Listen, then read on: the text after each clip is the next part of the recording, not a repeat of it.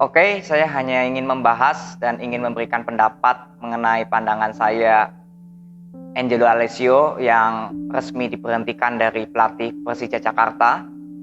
Ini sebagai pembukanya, tapi kedepannya saya hanya ingin memberikan informasi kepada kalian. Tolong didengarkan ya, ini disimak. Saya selalu memberikan review.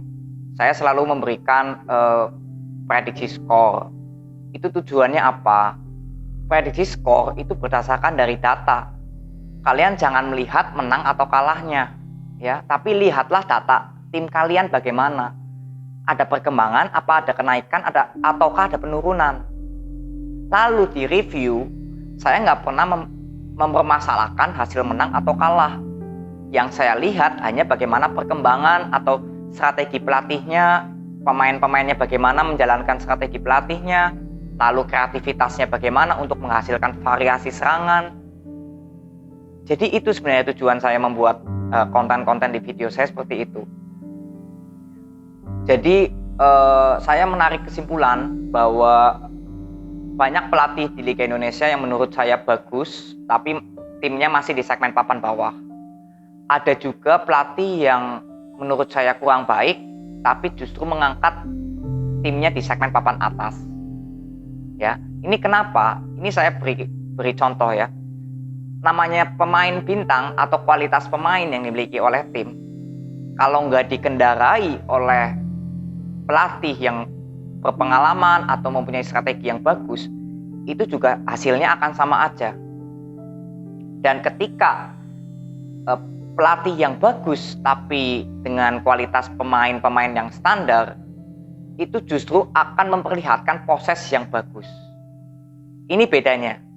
Jadi kalau tim kalian ya, yang saya sering, mungkin kalian juga tahu, saya sering ngomong tim ini bagus mainnya, tapi masih di segmen papan bawah atau tengah gitu.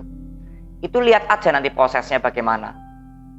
Ya, karena ini perlu proses. Tapi kalau pemainnya sudah kualitasnya bagus, tapi pelatihnya yang menurut saya nggak bagus, itu akan stuck. Tinggal menunggu aja waktunya. Dan cara permainannya pun nggak bisa dinikmati gitu loh. Mau menang, mau kalah, itu nggak bisa dinikmati permainannya. Untuk saya juga penonton netral, saya ingin melihat pertandingan yang berkelas atau yang bagus gitu. Ya itu yang saya akan nggak dapatkan kalau pelatihnya kurang baik tapi pemainnya kualitas bintang.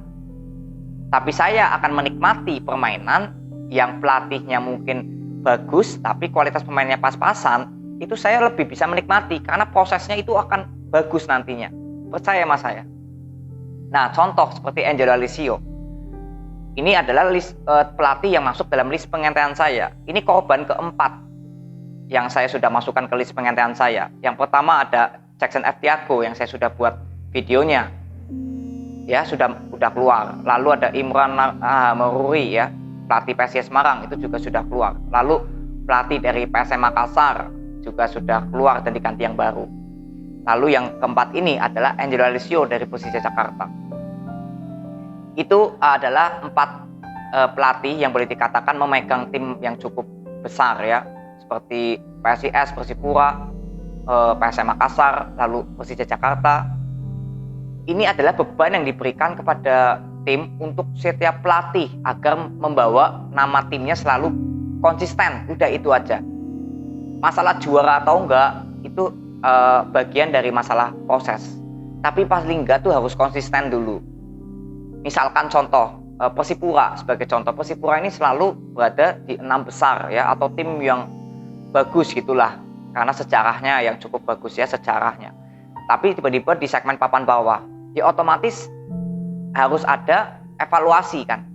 Ini karena beban yang diberikan tim untuk pemain dan pelatihnya. Begitu juga tim kalian yang mungkin berada di segmen papan bawah, ya targetnya ke segmen papan tengah dulu atau ada proses yang bagus lah. Ini yang saya katakan. Saya kenapa sering membuat prediksi skor, review, ya ini. Dan kalau kalian mengikuti video-video saya terus, walaupun bukan bahas tim kesayangan kalian, pasti kalian paham kenapa Angelo Alessio itu masuk dalam list pengintaian saya.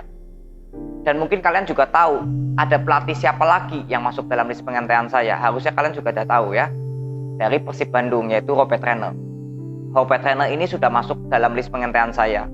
Saat Persib Bandung kalah 0-1 dari Persija, itu sudah masuk dalam list pengintaian saya. Dan Angelo Alessio sudah masuk dalam list pengintaian saya itu pada saat kalah menang 2-1 atas PSS Semarang.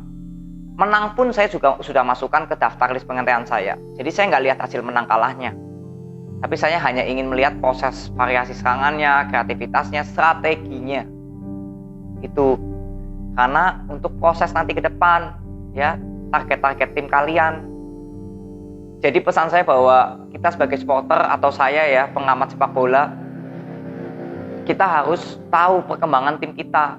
Jangan kita berikan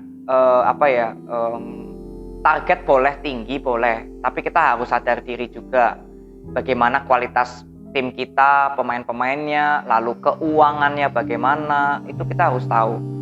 Jangan menargetkan tim tinggi tapi nggak didukung dengan kualitas pemain, pelatihnya, keuangannya, ya, karena keuangan ini penting ya untuk membeli pemain-pemain baru yang bagus, berkualitas. Tapi yang penting adalah proses. Ya, ada pelatih yang bagus tapi masih di segmen papan bawah, ada juga, yaitu Javier Roca dari Persik Kediri. Saya sudah bilang ini pelatih bagus. Walaupun nggak didukung dengan kualitas pemain yang merata gitu loh. Tapi ada proses yang bagus. Maka dari itu saya selalu bilang, lihatlah proses tim kalian, ada kenaikan atau penurunan. Mungkin kalau lagi turun ya wajar-wajar aja, tapi cepat bangkit. Kita kasih jangka waktu lah, 3 pertandingan, 4 pertandingan itu sudah harus bangkit. Dan yang sudah di atas ya konsistensi. Ada saatnya nanti kita turun ke bawah, ya itu wajar-wajar aja. Tapi harus cepat bangkit. Jadi pesan saya bahwa yang pertama, penjelasan saya kenapa pelatih di Indonesia yang masuk dalam list pengintaian saya, itu karena saya peduli dengan tim kalian. Saya tetap bagaimanapun tim itu akan berdiri walaupun mau pelatihnya siapa, pemainnya siapapun itu klub itu akan selalu ada. Ya. Jadi yang saya kritik dan saran itu demi tim, bukan untuk pelatih atau pemain, tapi demi tim. Ini kesimpulan garis besarnya. Ya. Jadi saya mengkritik itu bukan untuk menjatuhkan, tapi untuk membangun atau menjaga klub tersebut agar tidak menurun terlalu jauh gitu loh. Jadi kenapa saya masukkan list pengintaian saya pelatih-pelatih yang tadi? Ya karena saya melihat ini ada suatu jangka waktu yang sudah harusnya bangkit, walaupun di luar dari hasil menang atau kalah. Jadi kita lihat nanti kejutan apa lagi, ya, karena dari list pengintaian saya ini ada 5 sebenarnya, 4 sudah out semua, tinggal Robert Trainer sebenarnya yang terakhir. Dan saya saya selalu fair ya, saya ngomong fair. Kalau memang Robert Trainer ada perkembangan yang bagus, saya akan ngomong bagus. Kalian bisa lihat video saya Persib Bandung yang awal-awal, saya selalu memuji Robert Trainer.